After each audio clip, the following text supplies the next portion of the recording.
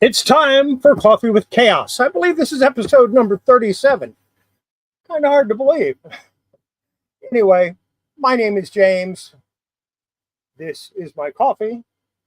And behind me, in a place that you really can't see, is pure chaos.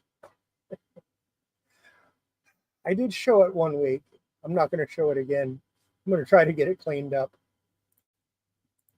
But got a few things that I'm going to do tonight. I've got some comics to show you. I've got some new stuff that I just got. Thank you, Michael Marin, for sending it to me. And of course, I have a couple of Tarzan comics that I'm going to be showing. That'll be towards the end. And I have some comics that I've pressed. I'm going to show you some of the stuff that I've been pressing lately.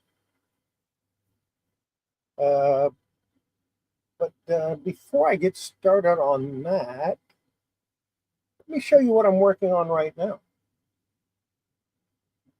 And I'm cleaning it and taking care of it and getting it ready to press. This is from 1948. April 1948 is the the pull date on it. So Rangers Comics number 40. I had to reinforce the spine. I've already done that. And I've pretty much got the front cover cleaned the way I want, but I haven't started on the back cover yet, which is still pretty nasty. So, yeah, Rangers Comics number 40 from 1948. This is what I'm working on right now, clean, and then I'll press it and make it look pretty. I hope. I hope. Hopefully it'll all come out all right. I've got, like I said, I've got some new comics. So why don't we get into what's new? I'm going to take that off my, if I can find it. I think it's under style. Yes, there it is. Yeah, we're going to take that off. I'm the only person here, so it doesn't matter. So let's see what he said.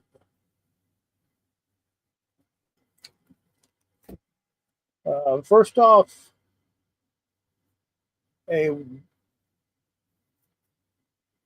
feels like it's had a little bit of too much moisture, but this is a Captain Victory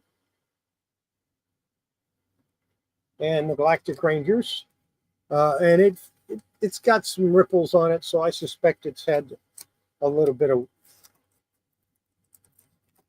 water introduced to it. Let's take a look. This looks like number 1. Yeah, it's a number 1, but it has had water. As you can see, there's some tide lines. I don't know if you can see them or not, but it's right up in here. I can fix it. I have the technology. But I'm not going to take it apart. I'm just going to press it. I'll humidify it and press it. Then there's a Silver Star number 3. Both of these I have, but I don't mind getting extra copies of anything. Especially because that might allow me to send them on. We have Atari Force number 6. Oh, there's a couple of these in here.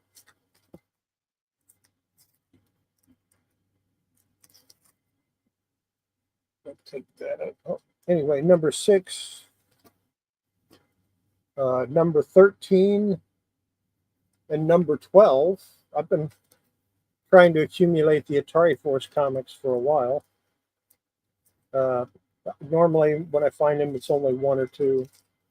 But, you know, some of it has artwork by Keith Giffen, and I like his stuff. Plus, Garcia Lopez cover, you know, it's good stuff. We have Atari Force 18 and 19. Very glad to see those. Wow, I never saw this before. I like it. I like it a lot. From Blackthorn Publishing, it's Nervous Rex, #7. I guess I'm going to have to try to get all these. Salesboy Comics, how you doing?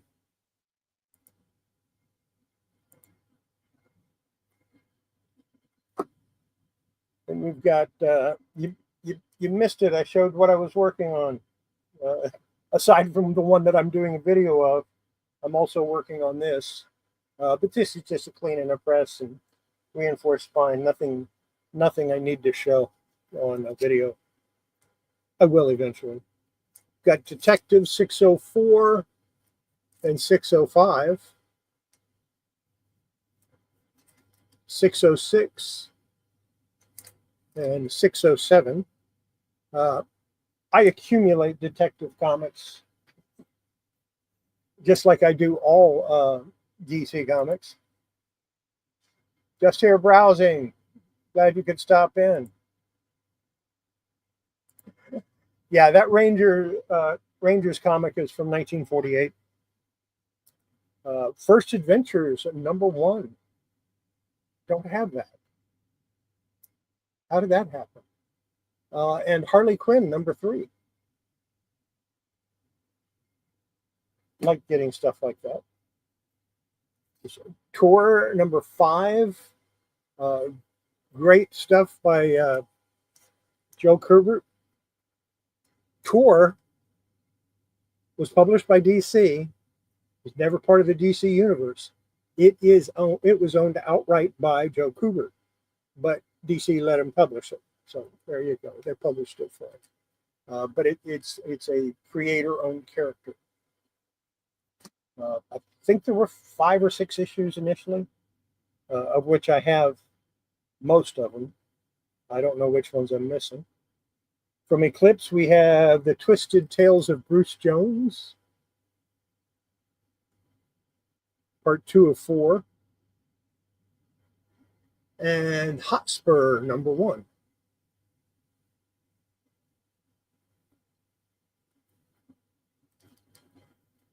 Ooh, a couple of DC comics here. This is in the Tarzan line. Tarzan #233. I don't think I have. I don't think I have either one of these. And this is.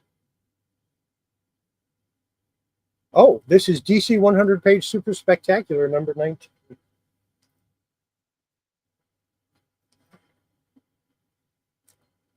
Great, great. Glad to get that. Kenneth Bird, glad to see you could stop in.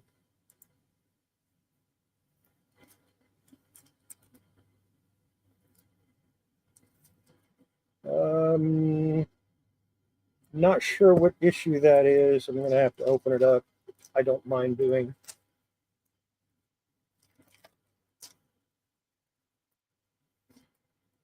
We've got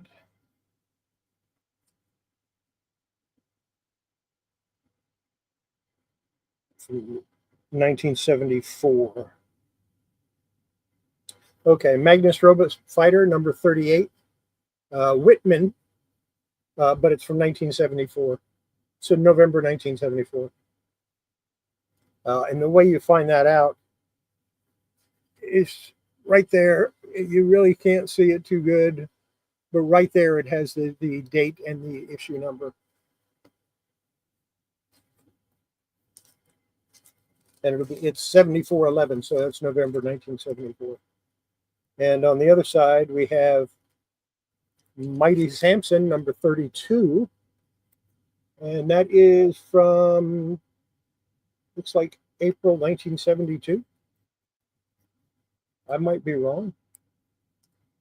I've been known to be wrong once in a while.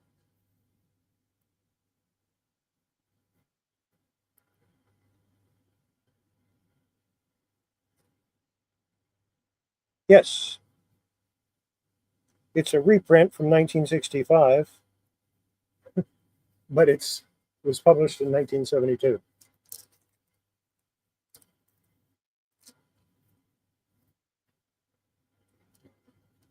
And This is from 1959, and he put a little note on here that said staples added, and I can see them.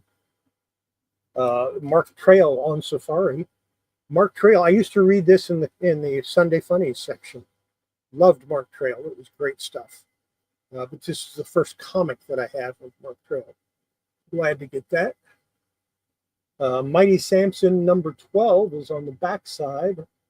And this is November 1967.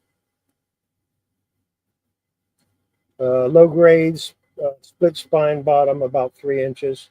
So it's got about a 3-inch spine split. So that's not a big deal. We can handle that.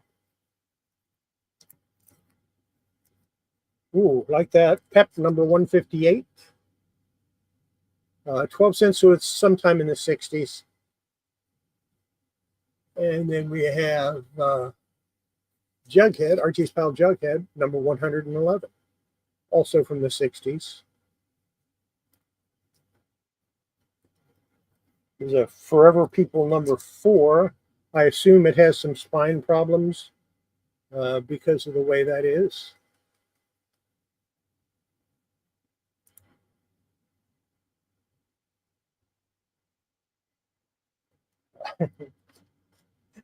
Yeah, no.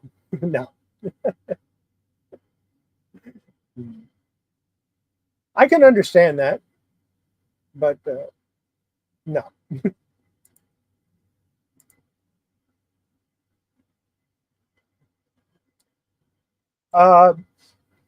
Not very often, because when I put 2 comics in one bag, I'll do one on the front and one on the back, which New Gods number 4 and New Gods number 1. I might need one of these. I don't know. I don't know if I have all the New Gods or not. Oh, this is the new one. It's original. This is the one from the 90s or 1989. So, and we got a Classics Illustrated number 5 here with a painted cover. Anytime you see a Classics Illustrated with a painted cover, it's not a first print, especially the early numbers. And then we have number 139.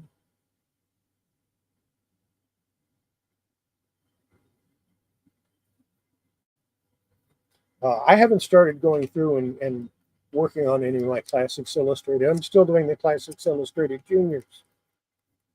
Wild Bill Hickok, number 121.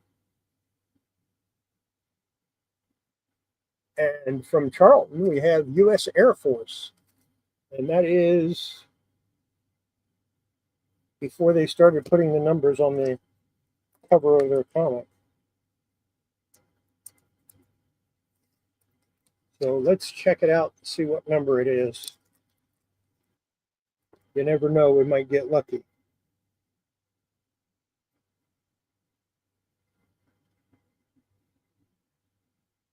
Number...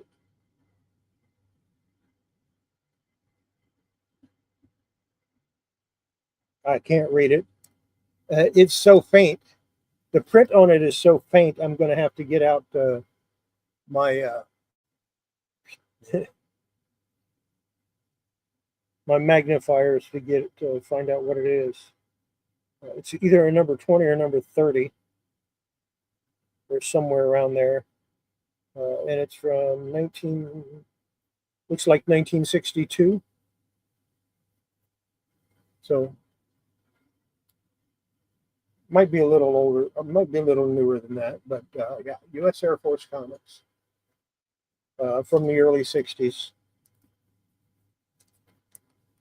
Definitely Silver Age. I hate Charlton. I love Charlton, don't get me wrong. And at the same time, I hate him. I love the artwork in them, believe it or not. Some of the artwork was amazing. I hate trying to work on them.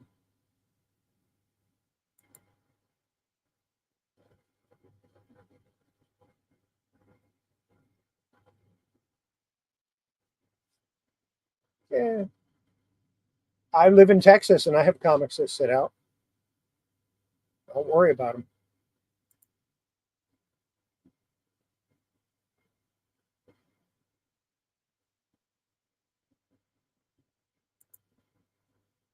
Yeah, well, comics in Florida, they're bricks. So, because it's always wet.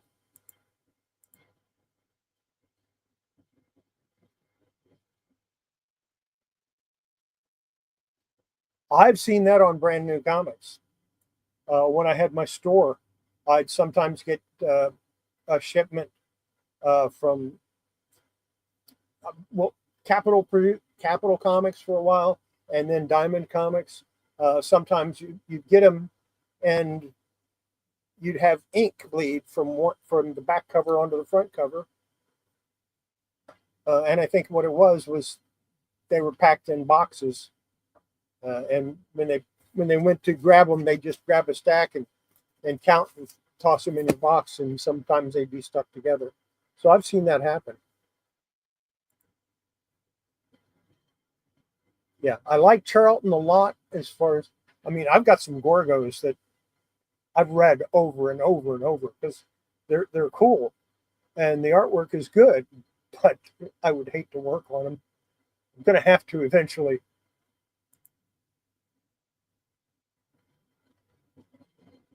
Yeah, they used the cheapest paper they could find. They had cheapest ink, cheapest paper. Uh, if you go to clean a cover on it, you got to be super careful because the ink will come off if you if you look at it too hard. The ink might come off. Not always. No, no, it gets pretty humid here too, especially over the last month. Exactly. It's been real moist here over the last month. We got, now I'm not sure whether this is Dell Giant number 27 or number 37 or Tarzan King of the Jungle number 37. I'll have to look it up. But I don't have it. I don't have any of the Dell Giants like this. And I definitely don't have the Tarzan ones. So that's kind of cool. That'll go in my collection.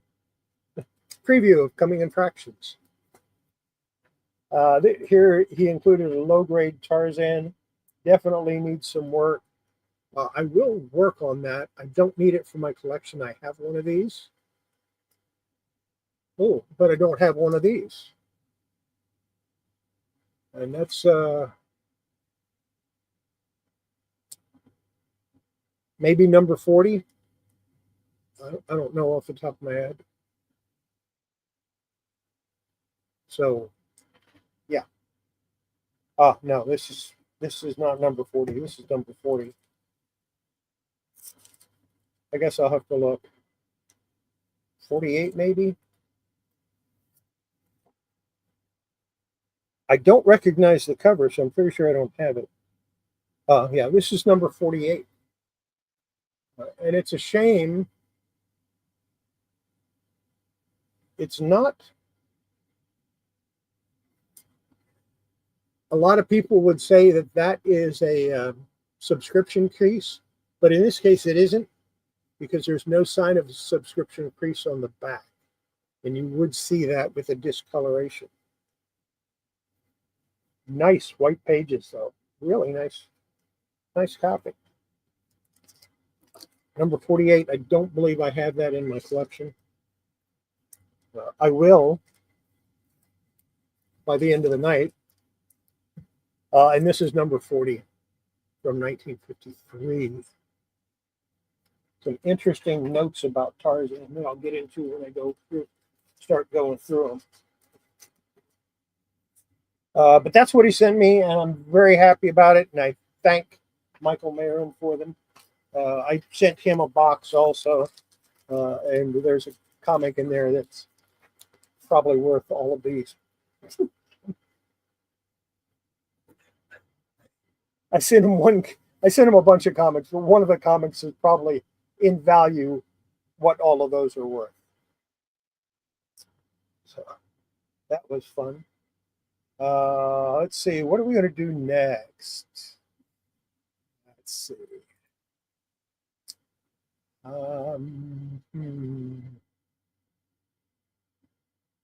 How about Pressing matters.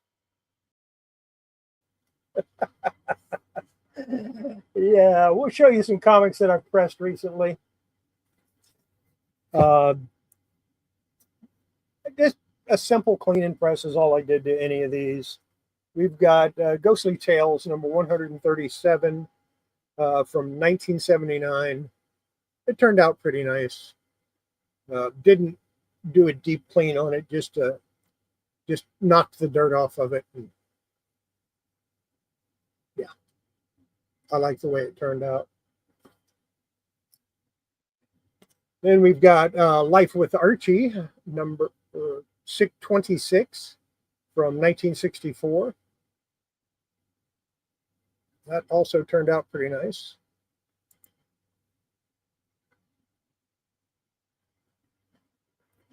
Like my little introduction there, huh? I did that because I plan on separating that and publishing that separately. This is a Gold Key first issue from 1962, 77 Sunset Strip. And I've had this comic for 35 years, maybe longer. But I finally got around to pressing it. Got Creatures on the Loose, number 24 from 1973. And I'm getting close to the end of my Creatures on the Loose run. I still don't have them all. I'm missing a bunch of them in the 30s. We've got Daredevil, number 67 from 1950. Daredevil and presents Daredevil featuring the Little Wise Guys. These are great.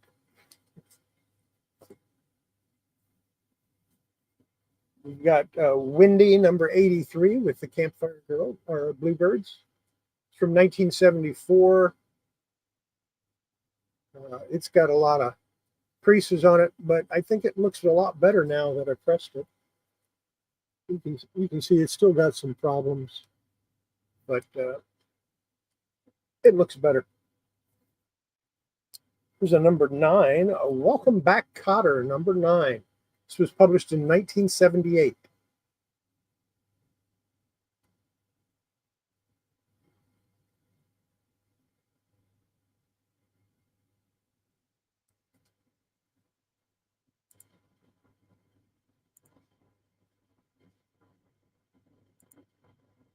Yeah, I don't send my comics in to get graded generally.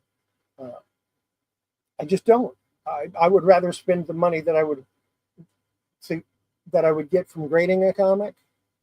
I'd rather spend that money on more comics. Does that make sense? I don't know. But Creatures on the Loose. Well, I've got Tower of Shadows 1 through 9, and then Creatures on the Loose 10 through 31 or 32. Don't remember.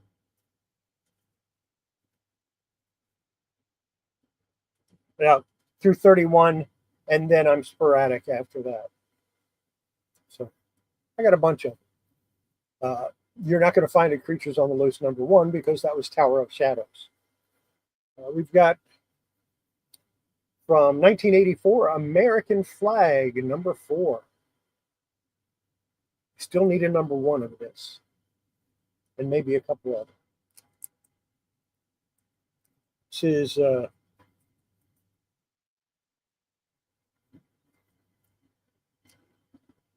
that's a surprise. Classics Illustrated Junior, The Golden Touch, from 1957. This is number 534 of 534.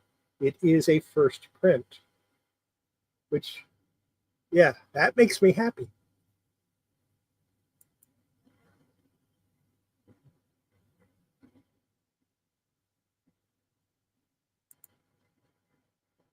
Yeah, I have no problem with people sending in books. As a matter of fact, if their preferred way to collect, I think it's great. I prefer just putting them in either OPP bags or Mylar and a backing board, and I'm good. And then if I ever want to read it, I don't have to go online and try to find it. I just pull it out and read it. It's great. Here's Cerebus number 30. This is another one of those ones that I didn't bother trying to get the stain out. All I did was humidify the whole book and press it. And of course, it turned out nice, except you can see that big stain. And I don't care. This is my personal collection, and I don't care. 1981 is when this came out, or at least that's when it was copyrighted.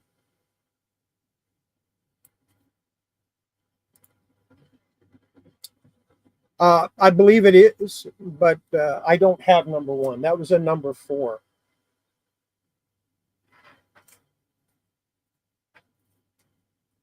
Yeah, this is number 4, not number 1.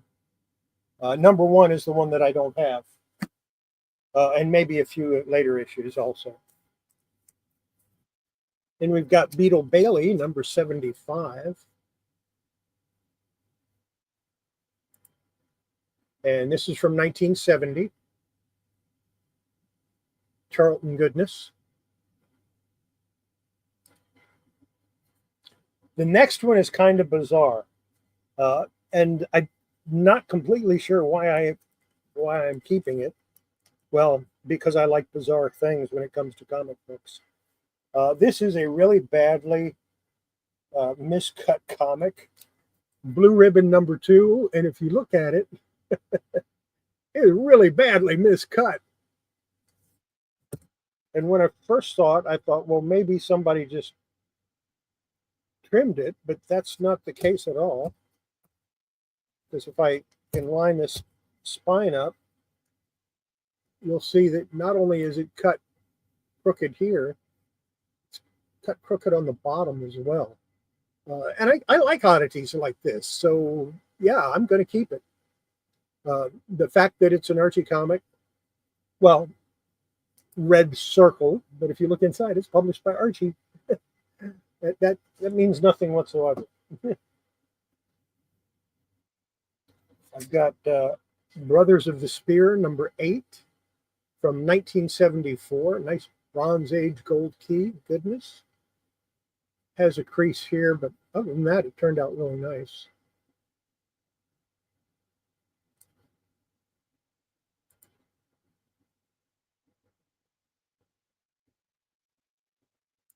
Yeah, it's some of Howard Chaykin's best work. Now, last week I said that I was going to show an older comic from the 40s that I didn't have to do anything at all except press. And here it is. I gave it a very light cleaning with a cotton round, and that's it. That's all I did to it. Just clean it, go over it with a cotton round real lightly. This is a night from 1948, Joe Palooka, number 22. Now, it does have a little bit of dirt on the side here, but it's just so pretty. And to be as old as it is and to look like that, that's just amazing.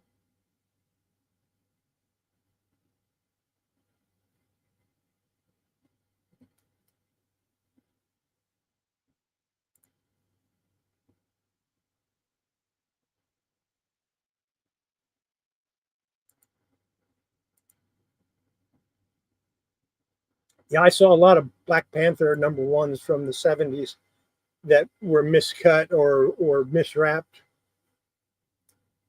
But yeah, that's a really nice one. Then we have Creatures on the Loose number 25. And it has a chip out of the side, but this was the better of the 2 copies I had. From 1973. I believe I sent Michael the other one.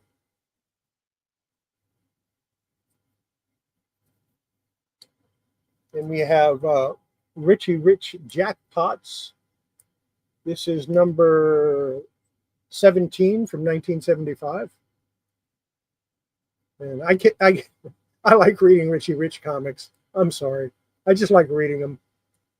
I'm not interested in collecting them or getting them all. I just like, when I get them, I like to read them. And finally, Vanguard Illustrated #1 from PC Comics from 1983. And this turned out amazing. So now I've pressed #1 and #2. Now let me see if I can find a couple of things that I'm looking for. Michael, you missed it. I already showed all your comics. Got to find a couple of things I'm looking for here.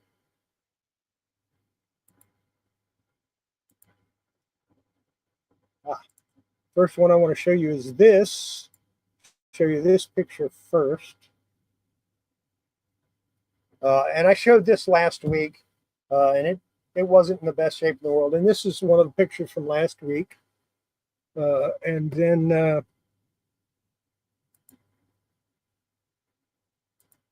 get the other one. And then there's this one. And if you notice, there's a stain right here. Right down near the bottom, there's a circular stain, like a coffee stain or something like that. So why did I want to show you those? Well, because I cleaned it and I pressed it and I made it look pretty. As you can see, the stain is completely gone. That stain was right here somewhere, but that is gone. And I got a lot of the brown. This stain up here, I didn't try to get that out, but I got a lot of the brown off of it, and it looks a whole lot better. So very, very happy about the way this turned out. Now I can go back in my collection. So yeah, fun time. And that's what I cleaned and pressed this week. Well, not everything, but a bunch of it. So are we ready to get into this stuff here? This little stack I have of Tarzan. Now, keep in mind, these are only Dell Tarzans. I didn't get out my gold key or my DC. And I don't have the first 3 Dell Tarzans that were published. The first 3 was the Tarzan Jungle, or Tarzan Large Feature #5 from 1939. That was all Hal Foster art. I'd love to get my hands on one of those. They're kind of hard to come by. They do get a bit pricey too. And then there's the single series #20 that from 1940, and that also features Hal Foster artwork. And another one I'd love to get my hands on. And then the next one they published was Dell the 4-color comics, #134 from 1947. Jesse Marsh did the cover. Jesse Marsh did the interior art for Tarzan for at least 10 years, probably longer than that. And then after that is Dell 4-color #161, which is the 4th Dell Tarzan comic. And it's right here. That is a Jesse Marsh cover, and he also did the interior art. Now I'll dig out a few more. The next one I'm going to show you is Tarzan #1. This is from 1949.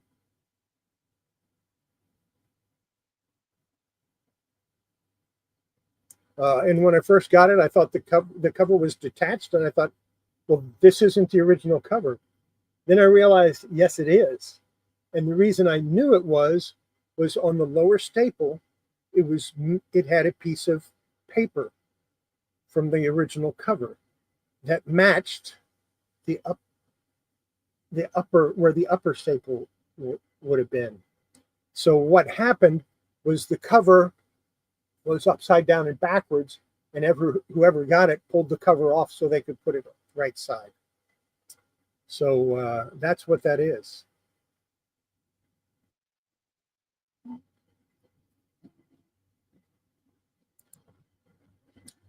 Oh, I already showed those, and I will be adding them eventually. I have to inventory them, and I'll probably press them first.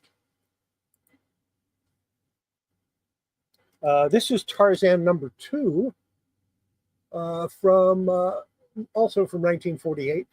Again, a Jesse Marsh cover.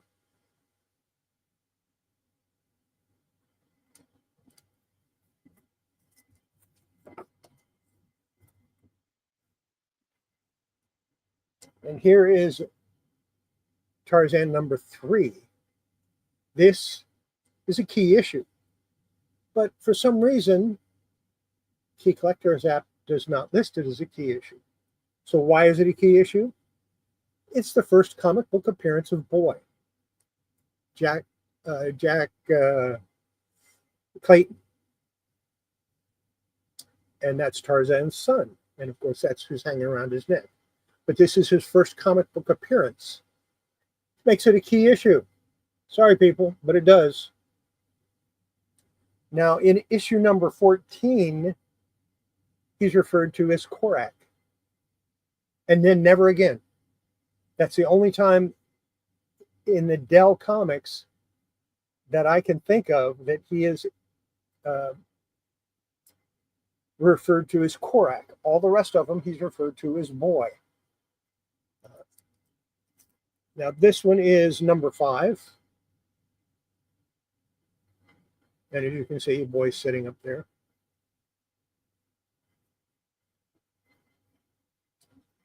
And then we skip to number 7. Again, Jesse Marsh covers.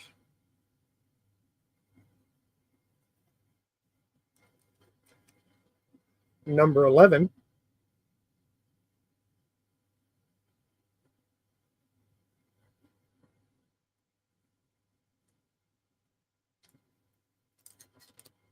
And number 16. Now, this is Lex Barker as Tarzan, but the background images are all done by Jesse Marsh.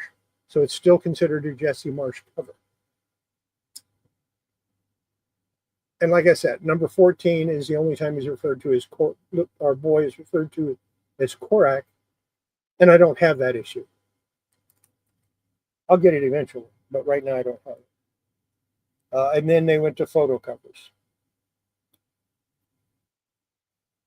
But only, I mean, if you look at it, the background is still painted or drawn. And this is number 20 from 1951.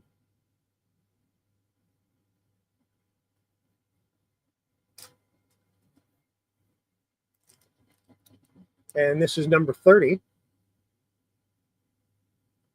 from 1952. Unfortunately, I don't have number 25, and I wish I did. Number 25 is the first appearance of the Brothers of the Spear as a backup story. And I don't have it. And it was also done by Jesse Marsh. And I will get it eventually, but right now I don't have a copy. Again, another key issue that probably isn't going to be listed in the Key Collector app. That's why I don't pay much attention to the Key Collector app, because they don't list what I need them to list. Here's number 32.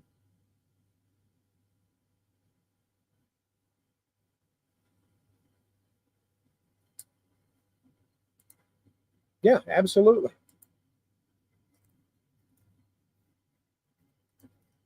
This is number 33. And I'm going to go through these eventually and do some whatever minor repairs I need to do to them. Some would probably take me a couple of years. This is number 39.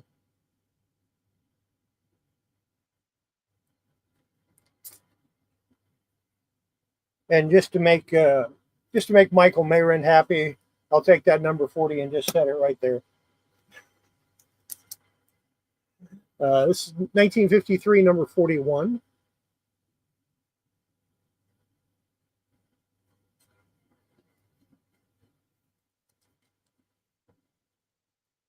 Number 42.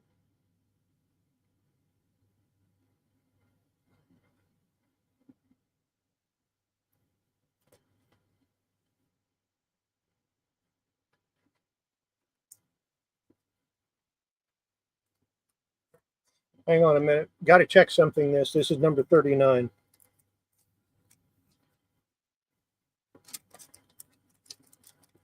I believe this is where they started.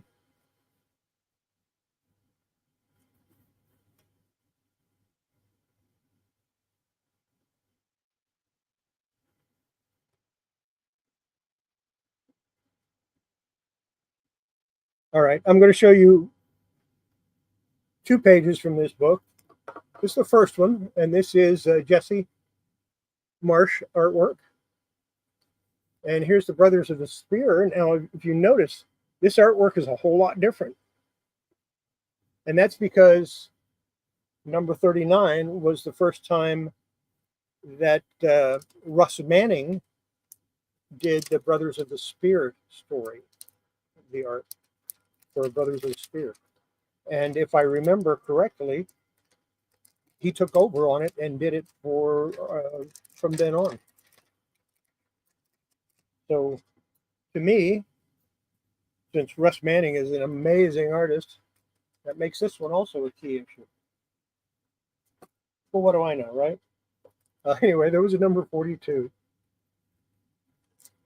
Number 43.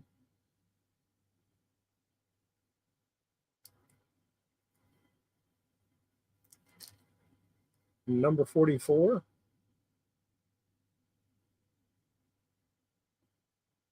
And I'm looking for a second copy of this because it's missing the center pages. Here's number 49.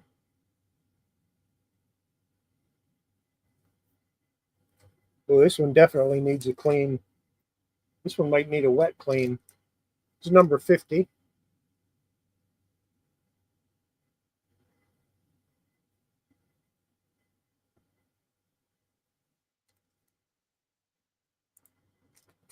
Felix, glad you could stop in.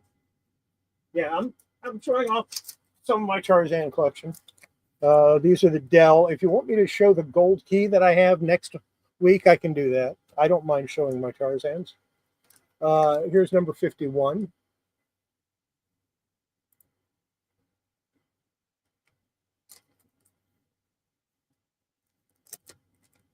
Number 52.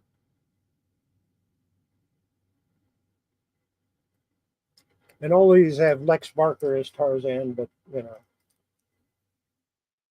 Number 54. And this is from 1954. 1955, or number 55, first painted cover. And this is one of my birthday books. This is from April 1954.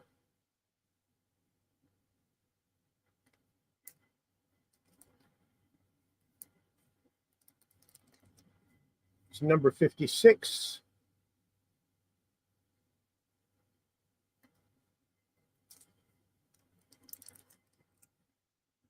'57.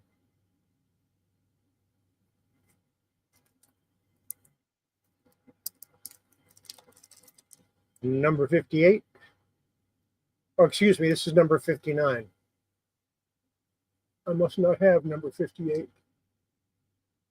Oh well, I'll get it eventually. There's number 60.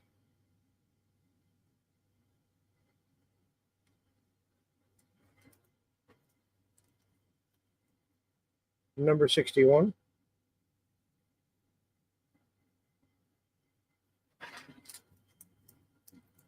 And talk about violence in comics. Number 62.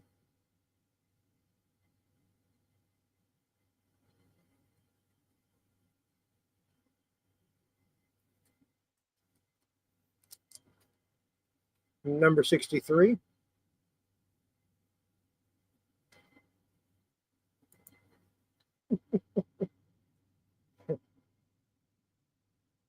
Cool.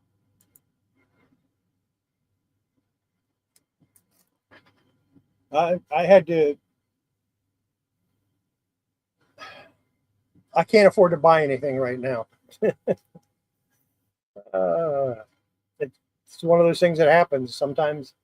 You know, when my sales slow down on eBay, or yeah, when my sales slow down on eBay, I have to slow down my comic buying. Here's number 64.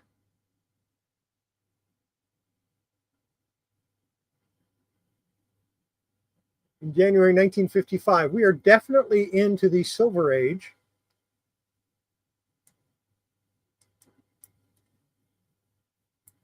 And not only,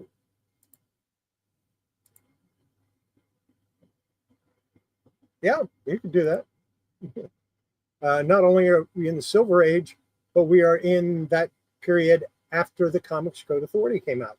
And if you notice, no, there's no stamp here for the Comics Code because Dell didn't describe the Comics Code. They said, no, we're not doing that. We do wholesome entertainment. We don't need that. Here's number 65.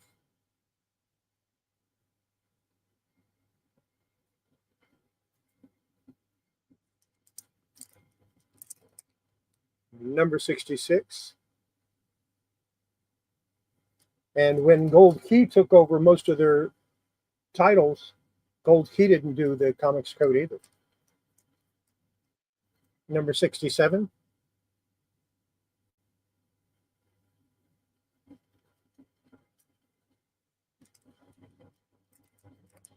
Number 68.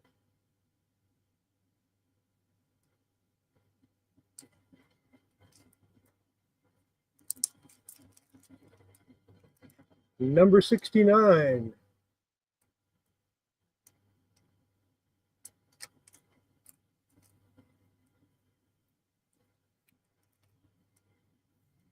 Number 70.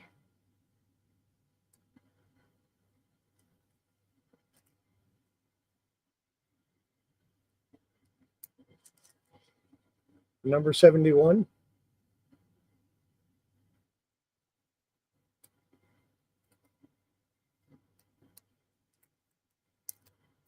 And number 72. We'll open this one up so I can read that.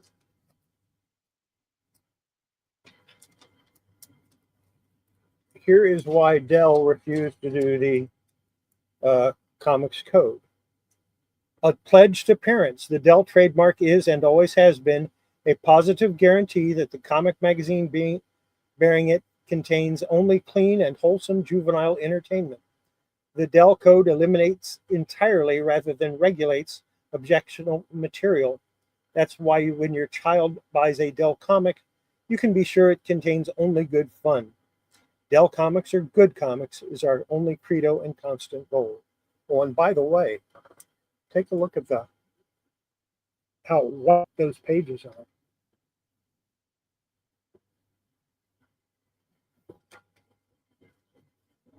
And this is from 1955. So yeah, they said, no, we're not doing that.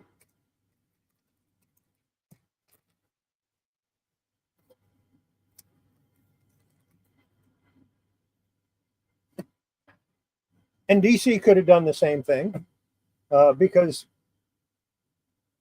you can read any DC comic from the 50s and it's just a comic. There's nothing radical or nothing crazy or bad about it, but they caved. This is looks like number 73.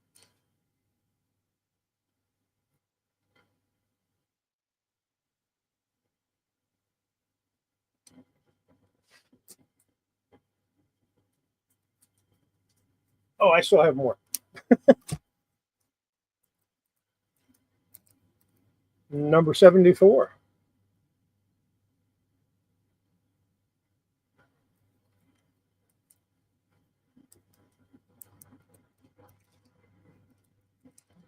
75.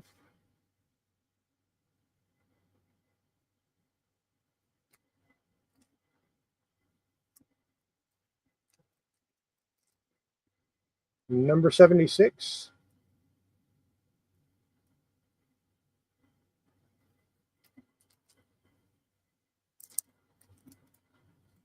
Number 77.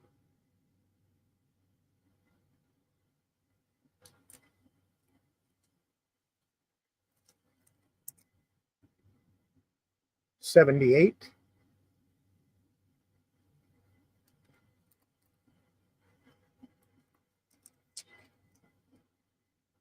Number 79.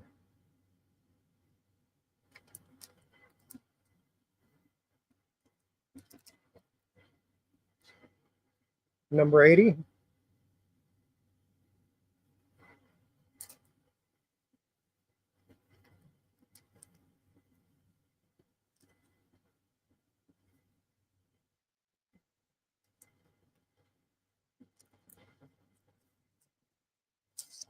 Got a couple here that don't have any numbers on them.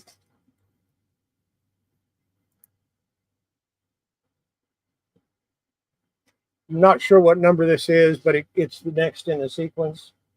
So it could be, it's one from the 80s, I'm sure. Not the 1980s, but that period, that 10-year. Here's another one. This one needs some help. I need to do some casting on that. Again, I'm not sure what number it is. And I don't feel like opening it up because it does need some work.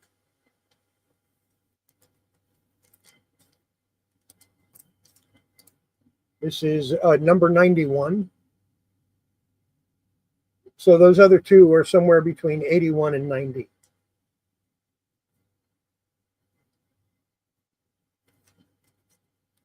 This is number 92.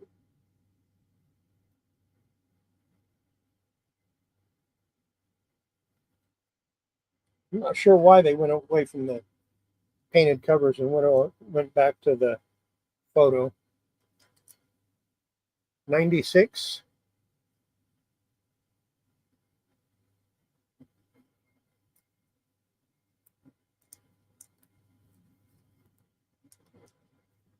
Number 97.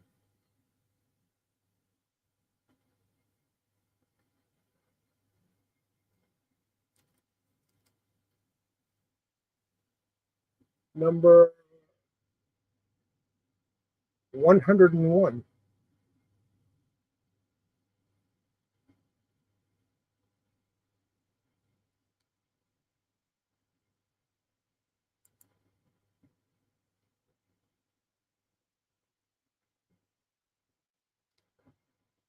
Yeah, the next one should be out on Friday.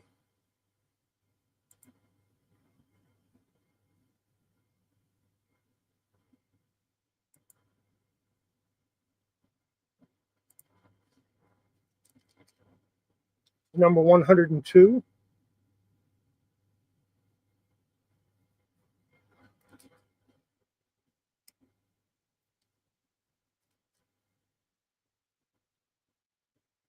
Uh, 103. And all of these are in Mylar, by the way, except for the one that I stuck in there. Number 105.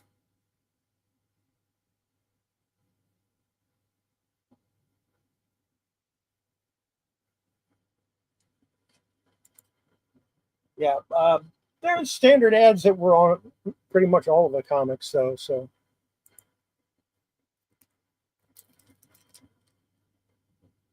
This is well, number 109. This is from 1958.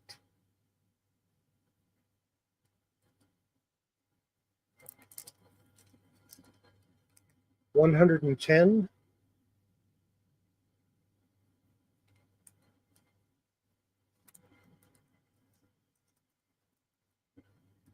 Number 112.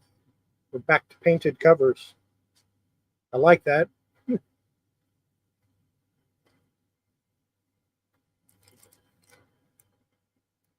Number 116.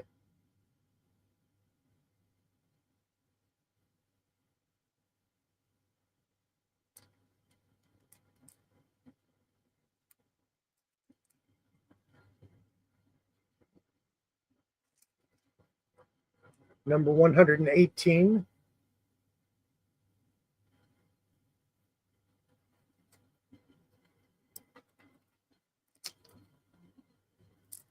$119.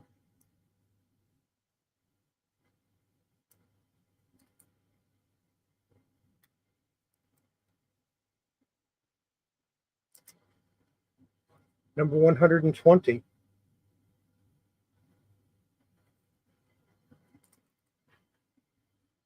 This next cover has two of my favorite things in it.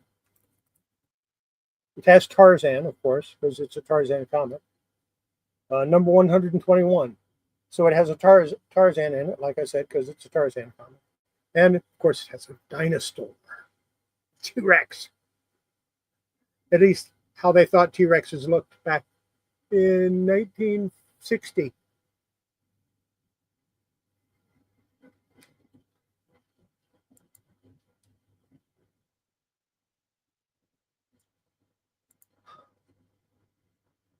A Mylite is Mylar. Mylar is the DuPont name for that particular extruded plastic. The Mylite is just a real thin version of it. And I don't remember you asking me that before. Here is number 126. We're getting towards the end.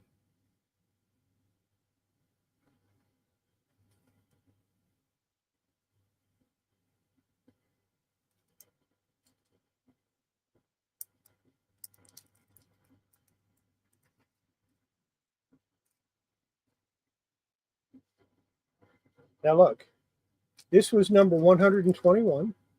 And if you notice, it's 10 cents. And this is number 126, and it's 15 cents. They raised the price a nickel, and this was before anybody else raised their prices. All the rest of the comics were still 10 cents. And here's number 128.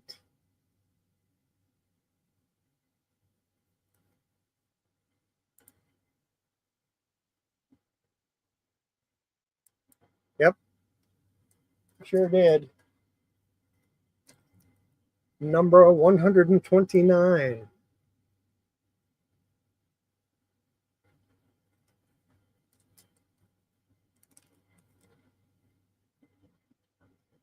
This is number 130. And again, 15-cent cover. And a split Mylar, so I need to change that. That happens once in a while. It's from June of 1962. And finally, that was 130. Here's number 131. This one came out in August of 1962. This is when all of the other companies raised their price to 12 cents. And what did Dell do? They lowered theirs from 15 cents to 12 cents. This is the last Dell Tarzan comic that was published. Number 132 was published by Gold Key. But it wasn't. Because Western owns Gold Key. And Western owned Dell. You see how that works? Same company, they just changed the publisher. I'm not sure why. I need to do research to find out why. So that's my Dell Tarzan collection. If you want me to continue this next week with my Gold Key Tarzan collection, I'll dig those out. We'll go through those as well. I don't have a problem with that. I'm missing a whole lot more Gold Key than I was of Dell, though. And then if you really want, after I do the Gold Key, I'll dig out my DC Tarzans and we can go through those. that'll be fun too. I like Tarzan.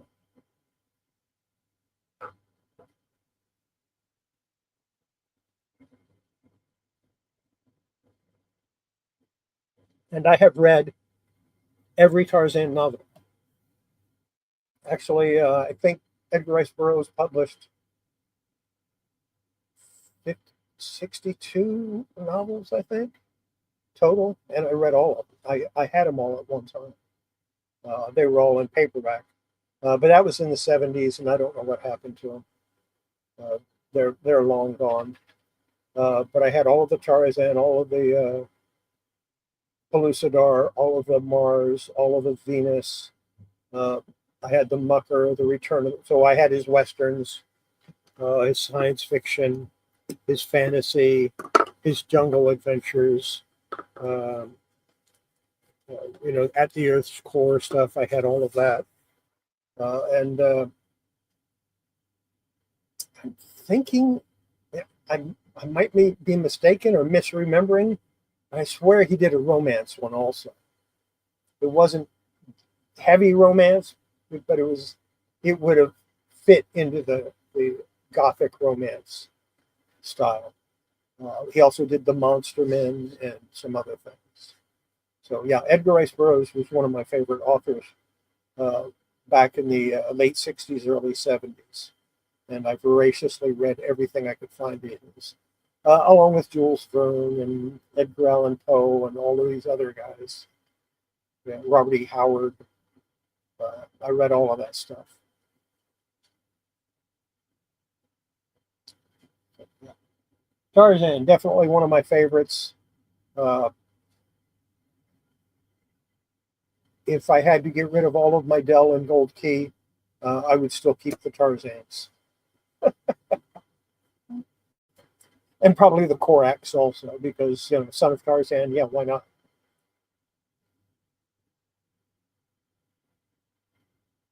I find it interesting that Tarzan number 14 refers to Boy as Korak one time, and that's it. And he's never referred to again as Korak until he gets his own, and I think until he gets his own comic uh, in the Gold Key years with Korak number 1. I might be mistaken on that. I'm going to go through and see if I can find the first time he was really identified as such.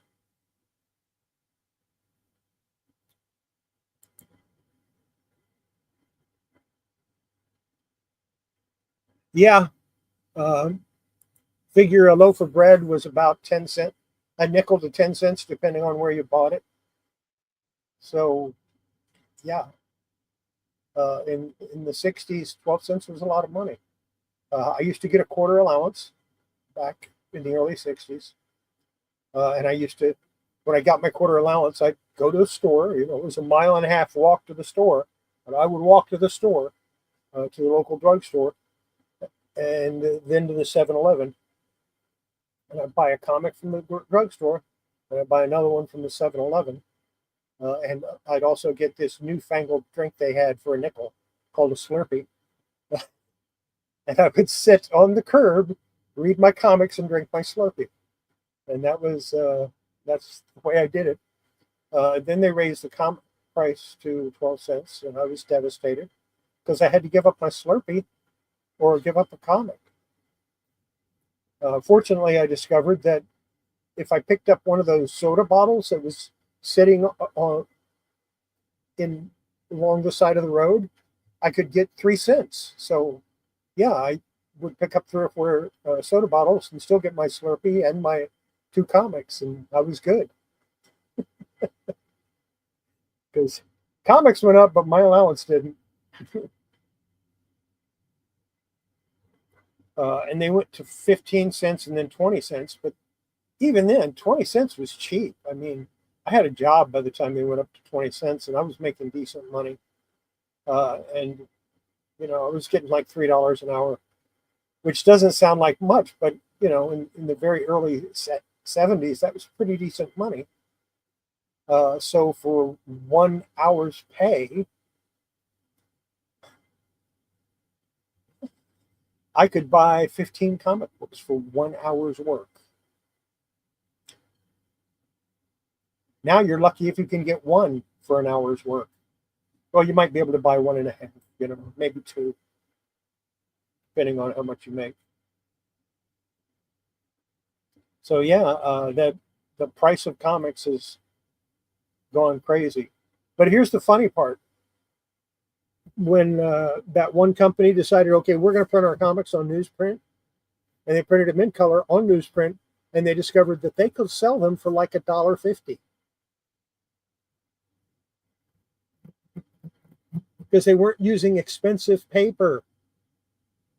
So why are comics so expensive? Number one, they pretty much put themselves out of business. Because the only outlet now is comic book stores, really, or buying them online through a dealer. So they don't have the access to the mass markets they used to have, the newsstand distribution like they used to have. So that hurt them. And then they went to more expensive paper, better quality paper, more expensive paper. And now they're using this slick paper that the ink doesn't, it just lays on top of. It doesn't even dry. I imagine that after 15 or 20 years, it might dry, but I don't like pressing comics that are, well, if it's published after the year 2000, I don't like pressing because I have to redo my press. I have to drop it down from the 160 degrees I generally use. I have to drop it down to like 130, 135. And even then I worry. The pressure is about the same. The amount of time is about the same. But yeah, I don't like pressing new comics at all. I don't like messing with them. I'll do it. I have done it. I'll do it for people if they want to pay me for it. But I don't like it. My new comics, I don't do that with my new comics. I just put them in an OPP bag and put them away. Wipe them down with a cotton round. Wipe them down with a cotton round. Put them in the bag and board. Put them away. I'm not going to fool with pressing them. It's not worth it.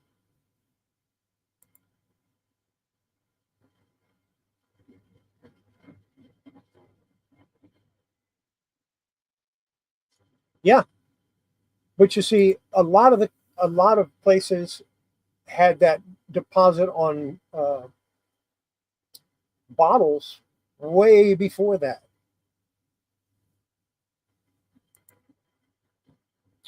A lot of places had the deposit on the bottles in the early 60s. Like I said, in Virginia, it was 3 cents. Of course, what really devastated me is when they stopped. They still did the 3 cent returnable deposit, but then they started taxing everything, and that kind of got crazy. When I had to start paying tax on comic books, that was devastating too, because suddenly my 25-cent comic was, or my two comics for 12 cents was 27 cents, or not 27, 20, 25 cents, because I had to pay a penny tax. And then the tax went up from there, I'm sure. The sales tax hit. And even if you bought only one comic for 12 cents, you still had to pay a penny tax, which I didn't understand.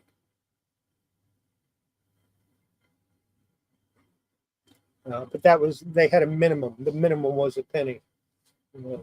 The only way you could get away with not paying taxes if you bought like a 5 cent pack of gum, they wouldn't charge you tax on that. But anything 10 cents and over, you had to pay a penny or more. No, figure. I think it was 4 cents on a dollar back then, but which isn't bad at all. But if you think about it, if you're a kid and all you get is like 25 cents, you just lost it. You just lost a penny of your buying power to sales tax.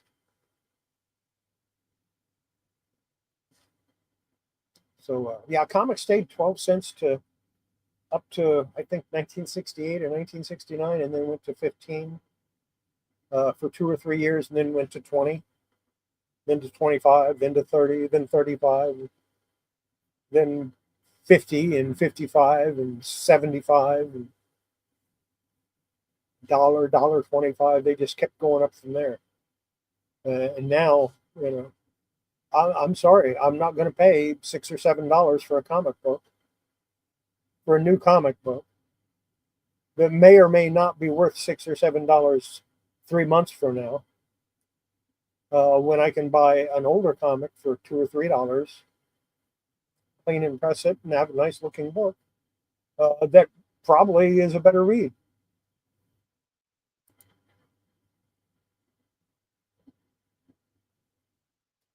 Yeah, I had a flood last year, and my income tax liability was even my Social Security was, because I actually lost money last year. Uh, this year, I don't suspect it'll be that way. But then Congress repealed that tax thing so that uh, it's back to what it was. I think $6,000. You can make up to like $6,000 and not have to pay taxes on it. So they repealed that, and that was a good thing.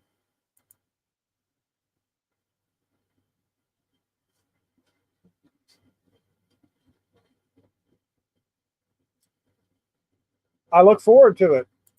If you're not subscribed, for anybody that's watching that isn't subscribed to Sales Boys Comics, yeah, he's got a pretty good channel. I like it. I've been watching it for about a week now. Not a long time. I finally got around to watching it and went, wow, he's pretty good. He's got some interesting ideas. Nothing yet that I've decided to steal. That doesn't mean I won't in the future. I'm having problems with my fills for the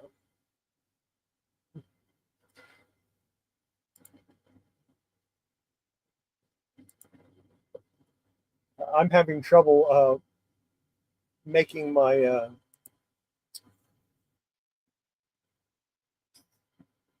formula to get the right color for the leaf casting that I'm doing. It's either too light or too red or too dark, or yeah, I can't seem to get it close enough to where I'm happy. I'm trying another formula right tonight. I'm going to mix that up after I finish here, and we'll try that out and see how it works. But the first one I did was way too light. The second one I did, I'm going to take it off and redo it because it's red. It looks red. I don't need that. So I'm going to mix a little more white into it and see what happens. And it's getting to the point where I'm almost ready to just mix some paint in there. Mix some acrylic paint in there or some dye of some sort to get the color combination I want. I don't know. I have to see how that works. But I should have another video out on Friday. And then I'm trying to do them so they're Monday, Wednesday, and Friday. I may skip an occasional Wednesday if I get behind, but I'm trying to get it, 3 videos a week on this project I'm doing, the Cisco Kid project. What I really need to know, and I'll reiterate it next video, is should I go ahead and print out that section that's missing and just add it in, or should I just leaf cast it as blank? And we'll get with that.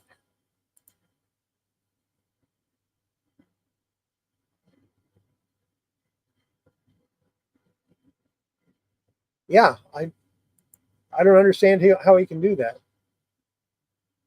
Yeah, I knew who you were talking about. I don't. Jerry's an artist when it comes to leaf casting. There's no question about it. Mine's not so much leaf casting as it is spot casting, which means I just do little spots and press it in.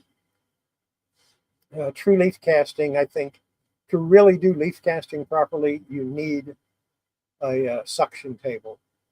And while I can convert my bin that I use, uh, it's made so that I can convert it to a suction. I haven't done it yet because that would involve buying a new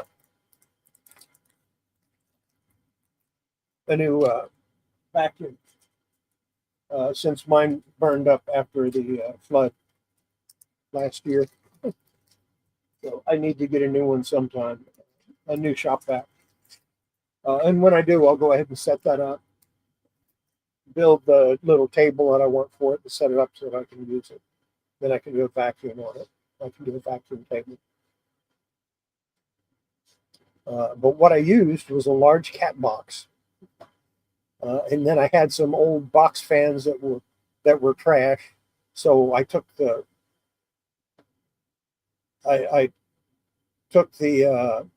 covers off of them and cut them to size that I needed to fit inside of that cat box. It worked pretty good, especially for my for when I'm soaping them down. But I think I can do the soap without that. I think I can just do it using that large cutting board that I forgot that I had. And I bought that specifically to do comics on, to work on comics. So they say don't buy plastic cutting boards because you end up with microplastics in your system. But I got news for you. If you eat anything that's produced today, you're probably going to have microplastics in your system. So, yeah, the cutting board, that's fine. I have one of those. I have a smaller one that I use when I want to cut. I have one that I use just for meat, one that I use just for veggies and fruit, and then I have that big one that I use for comic books.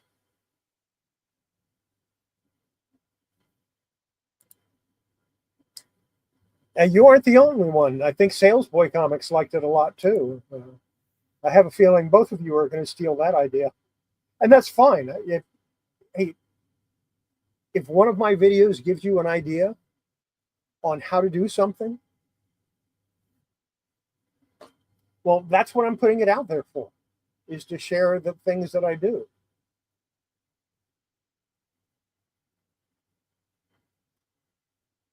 And I think the idea of using a cutting board rather than one of those cutting mats, which I have one right here. You know, I have one here. I have one in the other room too, where I do my my stuff on. Uh, and that cutting mat, by the way, that makes a great mouse pad. But yeah, I think the cutting board is better because it holds better. Haley, your comics are on the way, and there's one in there for Roy. You should get him soon. You live close. You might have already gotten it. I don't know. I haven't checked. And Michael, your comics are the comics that I'm sending you are on the way too. And there's one of them in there that's probably worth everything that you sent me, maybe a little more. I sent you one that wasn't cheap. Okay. And what is it? You'll find out when you get it.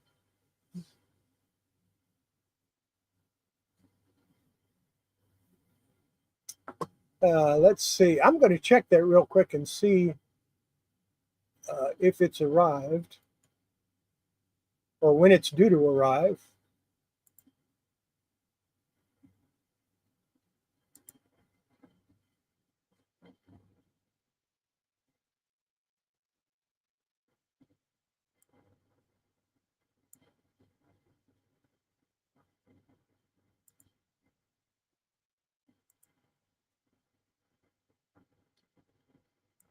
Oh, it's stuck in Dallas. It might be a while.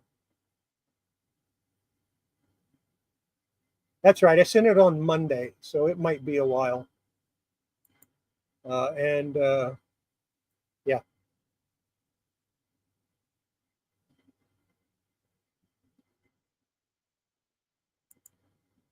Yeah, I use a litter box instead of a developer's tray. Whole lot cheaper. Litter box is a whole lot cheaper than a developer's tray. Do not use a used one. Use one that has not been used. Go and buy a new one. Yeah. When I send something out, it goes from my post office down to Austin, up to Dallas, and then sits in Dallas for a while.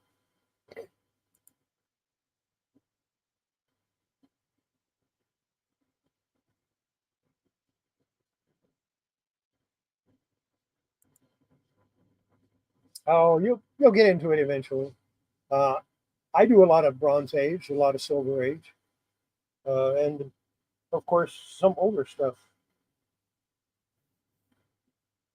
For those of you that weren't here in the beginning, this is what I am currently working on. I did reinforcement of the inside cover or of the spine, and I've cleaned the front cover. I still need to do the back. And once I get the back cover cleaned, then we can put it in my stack of stuff that needs to be pressed. But yeah, I like working on Silver Age, but it's hard to do. You almost have to do it uh, a little bit at a time.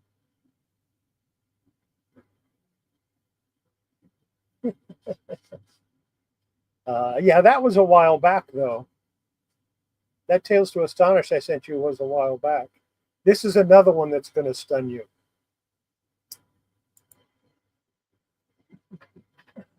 I send Michael good stuff. He sends me stuff I like. I send him good stuff. You are getting some creatures on the loose, Michael. Uh, a bunch of them.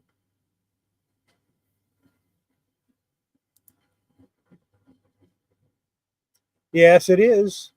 So I've figured out how to avoid that. I don't drink soda. That's not true. I do. I've had at least 7 this year alone. I don't drink much soda. It's too sweet. Cola is just too sweet for me. I like coffee without sugar or cream or anything else. Just black coffee. I like tea. When I drink hot tea, it's just hot tea. Sometimes I'll put lemon in it, but not very often. And cold tea is unsweetened, which is counterintuitive since I live in Texas. But I don't use a lot of sugar. I just don't care. I don't need it.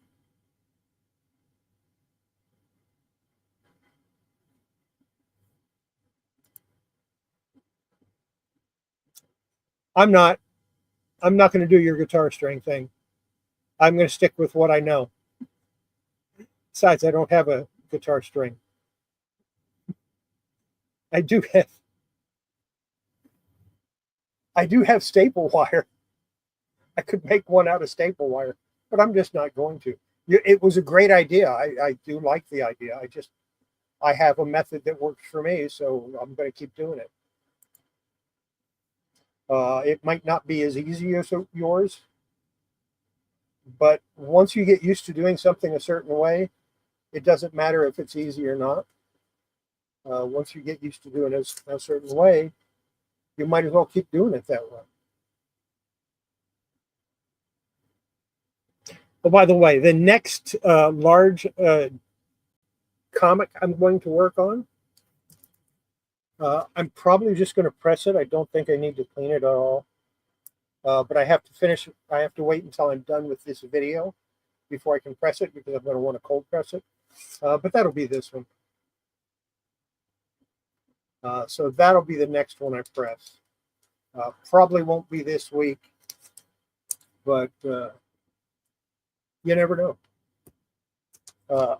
I figure it's going to take me probably about a week and a half to 2 weeks to do all the pages of the Cisco Kid. So I won't be doing that until after I finish Cisco Kid.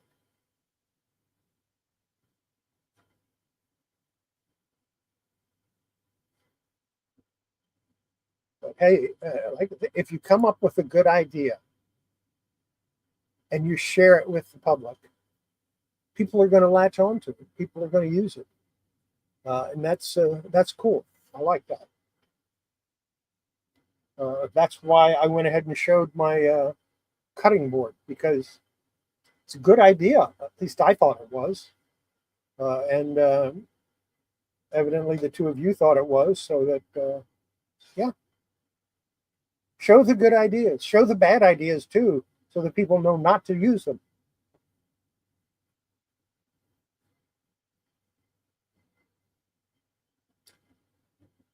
Well, my coffee's almost gone.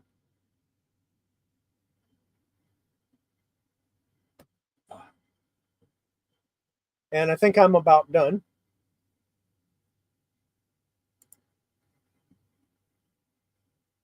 Washing cutting board as you speak. See? Uh, they're not expensive. Go out and buy a new one, unless it's just dirty from not being used for a long time. Like I said, that's going to be it, I think, for tonight. Pretty much showed everything I wanted to show. I'll show this one more time. I'm just so proud of the way this turned out. It's so much nicer than what I expected. Uh, and for those that are curious, yeah, I used a little bit of blue light on it. I wasn't going to, and then I thought, well, yeah, okay. No hydrogen peroxide. A little bit of water. I used distilled water, but a little distilled water and some blue light is all I needed on that. Yeah. Okay, I hope that works out good for you. Any case, I think that's going to be it for tonight. Have yourself a great week. We'll see you again next Wednesday. Don't forget my video that I dropped this morning. You might want to watch that. I'll be dropping another one on Friday where you can see my trials and tribulations of getting the right color for the page. And in the meantime, have yourself a great week. Like I said, if you want to support me, you can go down to the description and there's a link for sending me a coffee, or you can use my email address and send me PayPal if you want to do that. I do. That's fine too. I'll do that too. In the meantime, everybody have yourself a great week. See you Wednesday. Bye.